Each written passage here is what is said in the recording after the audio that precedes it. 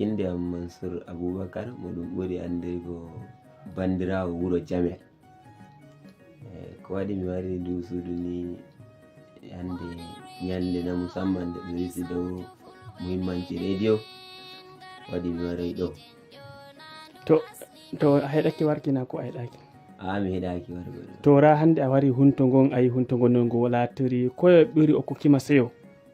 Ko ɓuri hokkugo an seyo ɗo ni no mi yiri jama'are mawɓe ɓe neɗɗoma heɗaki yiwo e bo bandiraɓe nanoɓe radio ni daga pelle daban-daban duniya. To ko wodi ko gi'ata ɓurna bandiraɓe fulɓe dow alfanu heɗaki radio? Sosai ma bandiraɓe fulɓe gaskiya miya radio hanjum woni lawol gotol ngol gatten ka nango ko feɗɗoto e duniya. To Allah reni a fuɗɗira inde maɗa e daga to gonɗa. Inde ande almajiri mo Halima gonɗo woni ko shagol balansi. To ra hande a wari ñande radio ne lataki ɗaki radio lati be maɗa hande?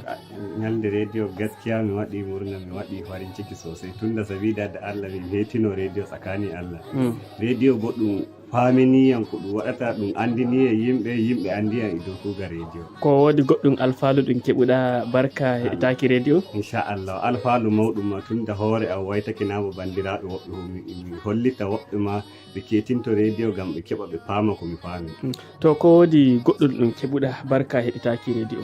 To mi heɓayi to amma ni mi hammi yeeso ɗo ko mi heɓa inchallah. To ko ji'ata bandiraɓe meɗen fulɓe reta woɓɓe ɓe ɗuuɗa heɗitaki fullo de woni fu ɗum andiri fullo heɗitaki radio, to ko en gi'ataɓe ɓe kiɗitaki radio? Inchallah mi toroɓe to ɗum woni kamɓe fayin. To ora hande a wari ñande heɗitaki radio duniyaru ne heɗitaki radio laati be maɗa?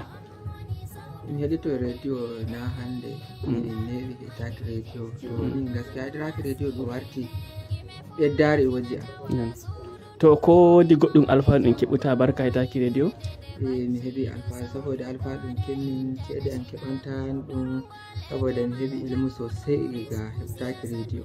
To alal misali koye gi'ata ɓurna bandiraɓe meɗen fulɓe dow nennoma fullo kan to woni kam andira heɗitaki radio? To ha joni mi nodda fulɓe gaɓe soɓɓo heɓitaki radio saboda radio hanjum waytinta hoore komoye e ton to ganduɗa ya ladde ya wuro ya ngesa ton to gonɗa ko adilda e radio ma heɗino ɗum kuma hanjum iya habaruji ɗi mi rokkata fu mi rokkata e daga to wonɗa ko. To alal misali ra hande mai sake gonɗo tashan mai turari hukuma lamu famaranga toro. To ra hande a wari ñalande radio koye gi'ata ɓurna bandiraɓe fulɓe dow heɗitaki radio? Sosai enen hulɓe den ma andiri en nanuki radio mi nodda bandiraɓe men hulɓe bo kamma ɓe ɓeyda nanuki radio nga e radio ɗum ɗum makaranta a heɓa ilmu ɗum a anda ga majjum tuni a yanana radio to Allah jaɓi a heɓa ilmu. To bono wodi ko ɗume taskaram on ɗon mari haji nastuki on okka sawraji feere joni to ɗum giya okka sawra dow ko mamin heɗaki radio bandiraɓe meɗen fulɓe koye gi'ata? Mi rokkaɓe yawora ɓe kutinira ko ɓe nanata e ɗum meta e dow majjum. Ta nani ɗum wi'a kaza hana kaza e hani to ɗum ɗon ɗum wi hana ɗum dogga ɗum ala ɗum ɗon ɗum wi'i hani bo to baɗa ƙoƙari baɗa ɗum am. To ada ko nde hitande e ɗum ɗon doggira ñalande radio no e ñalande radio laati hikka be maɗa? Alhamdulillah inde maɗa e daga to gonɗa. To assalamu aleykum wa rahmatullahi ta'ala wa barakatuh. Inde am Musa Muhammad Mushagu gonɗo nder gelle min jim. To ra hande a wari ñalde radio no e ñalande radio laati be maɗa Allah rena? To alhamdulillah ñalande radio ni kowa ko andi radio kanjum woni ɗatal kawtowal goɗɗo e goɗɗo kawtowal onɗa e onɗa bo radio ɗatal woni ngal ɗum nanata hibaru bo jogii ɗum goonga ngam kamɓe narata bolle to na naruɗe hedde radio bolle ɗe lattoto baŋnge goo goonga baŋnge goo naciya goonga amma daga daran anen e radio to a tabbitini bolle ɗe goonga an kamɓe ma'aikata radio kamɓe ngoni ɓe jaɗata ko bolle he to ɓe jooɗake ɓe tabbitini bolle ɗe goongaje kafin ɓe laato wukkankiɗe duniya kowa ginnana ɗe.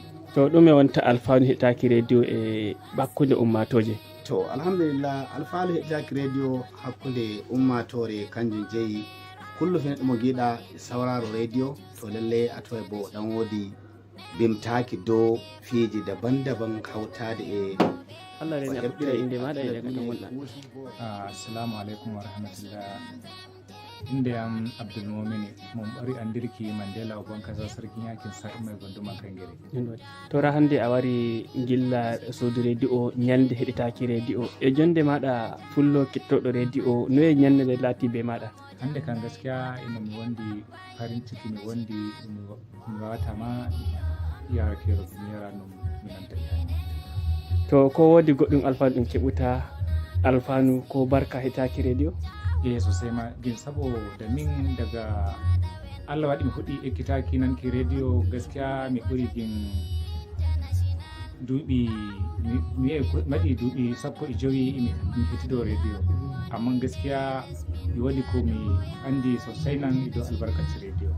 Bono irin ɗum bo ɗum jangina min bano no natirta garije ko no natirta ladde ɗum ma hunnan ɗum jangini min ɗum wiyami rano min gaɗata rano min gaɗata miɗon min hetti ko min kandi saɗi. To koye gi'ata bandiraɓe meɗen fulɓe dow heɗitaki radio ndennoma fullo bo radio ndennoma andira inde maɗa e lamma? To inde am Alhaji Gambo Diyar ardiɗo kungiyaru arande no heɗitaki suuɗi radio jihar Bauchi ba ɗon to ra hande ɗum wari ñalde heɗitaki suuɗi radio noye heɗitaki radio laati be maɗa allare ni? To min ko andumin diga ko ummi min wala ko andumin banda radio diga na hande no ma to nden min gari min kawti mobgal ardiɓe radio jihar Bauchi mai min andi muhimmanci alfanu mai ardago heɗitago suudu radio on to min andano min kawtatano mawgal ngal ma nden nda ñandere ɗum jeƴƴino majalisat ɗinkin duniya ko jeƴƴini haala heɗitago suudu radio to ko min andi diga ko min jeƴƴinoma minon kam diga arandeno ma min kociri suudu radio be mimmanci sosai haddo irin social media haala wayaji ko ɗumen fof min kocira mi hocira wayaji do ko nanay min ba amma suudu radio to mi ɗon nodde bandiraɓe am fulɓe ma wallahi ɓe jogo haala radio sosai habaru ko giɗɗa pat to ɗum ɓangare hunde ɗo ko nanta pat ta a jogake radio anana